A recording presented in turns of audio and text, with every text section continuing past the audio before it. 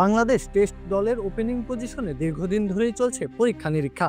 একের পর এক ব্যাটসম্যান এসেছেন, সুযোগ পেয়েছেন, সাময়িক সময়ের জন্য আলো ছড়ালেও থিতু হতে পারেননি কেউ। এবার সেই প্রতিযোগিতায় যুক্ত হলেন নাঈম শেখ। ৮২ রানের দারুণ এক ইনিংস খেলে জানান দিলেন নিজের সক্ষমতা। টেস্ট ক্রিকেটে ওপেনারদের রোল সবচেয়ে গুরুত্বপূর্ণ। নতুন বলে সামাল দেওয়া, সুইংয়ের বিপক্ষে দাঁড়িয়ে রান বের করা, এসবই লাল বলের ওপেনারদের কাজ। নতুন বল যত পুরনো করতে পারে একজন ওপেনার, ততটাই স্বাচ্ছন্দ্যে খেলতে পারে মিডল অর্ডারের ব্যাটসম্যানরা। তবে বাংলাদেশের প্রেক্ষাপটে ওপেনারদের ব্যর্থতা সবচেয়ে বেশি আলোচিত হয়। সাদমান ইসলাম, মাহমুদুল হাসান জয় কিংবা জাকির হাসানরা অনেক সুযোগ পেয়েও সদ্ব্যবহার করতে পারেননি। তাই তো তামিম ইকবালের বিদায়ের পর থেকে এই পজিশনে স্থায়ী সমাধান খুঁজছে টিম ম্যানেজমেন্ট। এমন এক সময়ে বাংলাদেশ এ দলে সুযোগ পেয়ে নজর কাড়লেন নাঈম শেখ। 4 দিনের টেস্ট সিরিজের দ্বিতীয় টেস্টে টস জিতে ব্যাটিংয়ের সিদ্ধান্ত আসে বাংলাদেশ ক্যাপ্টেন সোহানের কাছ থেকে। একাদশে জয়ের বদলে সুযোগটা পান নাঈম শেখ, তবে সুযোগ কাজে লাগাতে ভুল করেননি তিনি। ম্যাজিক হার্বাল টুথপেস্ট দূর করে দুর্গন্ধ সৃষ্টিকারী দাঁতের সমস্যা।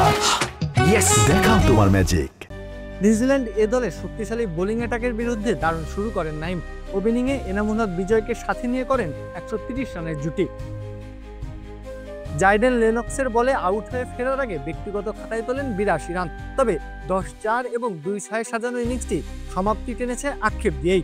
আর একটু মনোযোগী হলে হয়তো নাঈম পেতেন সেঞ্চুরির দেখা। ক্যারিয়ারে খেলেছেন একটি মাত্র আন্তর্জাতিক ম্যাচ, তাতেও ছিল না সন্তোষজনক কিছু। ফার্স্ট ক্লাস ক্রিকেটের 57 ইনিংসে রানের সংখ্যা 1595। ব্যাটিং গড়টা মানানসই নয়, মাত্র 29.53।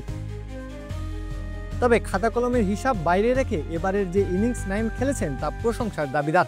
নিজেকে প্রতিনিয়ত তৈরি করছেন, টেকনিকের উন্নয়ন, ইনিংস গঠনে ধৈর্য ও শর্ট সিলেকশনে মনোযোগ বাড়ছে নাঈমের।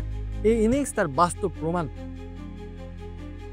টেস্টের মতো ধৈর্যের খেলায় এমন এক ইনিংস ভবিষ্যতের জন্য বড় বার্তা হতে পারে। তবে শুধুমাত্র একটি ইনিংস নয়, ধারাবাহিকতা এখানে সবচেয়ে বড় মূলধন। নাঈম সেটা করতে পারলে আগামী দিনে হতে পারেন লাল বলের ক্রিকেটে ওপেনিংয়ের বড় সমস্যার সমাধান।